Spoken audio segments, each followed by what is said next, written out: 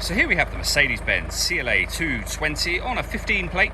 I'm going to start off by showing you around the outside of the car, and then we'll hop in and run through some controls on the inside. But from the outside you can see it's a four-door car with alloy wheels and tinted windows. Let's start off inside the boot and then work our way around the rest of the car from there. As you can see, we have plenty of boot space. We've also got a 60/40 split folding rear seat should you wish to increase that space even further. Okay, so we're just going to work our way back round to the front of the car, and then we'll hop in and run through some controls on the inside. But now that we've done a full circle of it, you can see it's in excellent condition the whole way round. Just briefly before we climb in, I think it's well worth seeing the interior from this exterior point of view. There's plenty to run through on the dashboard, so let's hop in and we'll do that now. Okay, now that we're inside the car, we're going to start with the dials. On the right-hand side, we have the rev counter. We've also got the coolant temperature gauge over there, and on the left-hand side, the fuel gauge and speedometer. In the middle, you can see the total miles for the car. They are 71,113.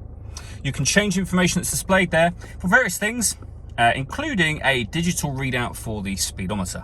Beneath that, it will show you what gear this car is in. It's an automatic, so we're in park at the moment, of course. If we back out to the steering wheel, the buttons I was using a second ago are here to change that information up there. We have stereo and phone controls over on the right-hand side. And just behind the steering wheel, the minus and plus pedals are so that you can change gear manually with this automatic gearbox.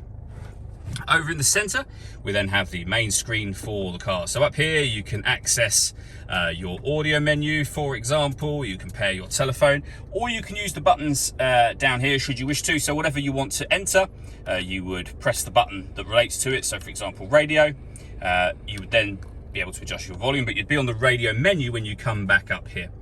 You can, say, access everything with the dial as well. So you can move it all around to pair your phone. The dial is obviously far easier to use whilst you are driving along.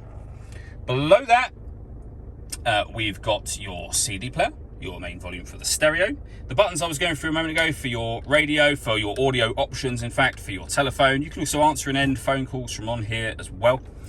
We can turn on and off the parking sensors. We can put the car in eco mode with a hazard warning lights as well. And that vehicle will change the driving mode of the car from sport to eco. And below that, we then have dual zone climate control. So you can adjust the passenger temperature, the driver temperature. You can increase and decrease the fan speed. You can determine where you'd like the air to be distributed once it enters the car. Air conditioning is on at the minute, so off, back on again.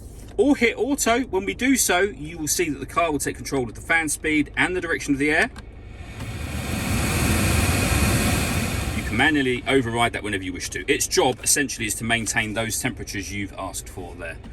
We have some storage that opens up to reveal a 12-volt charging socket as well.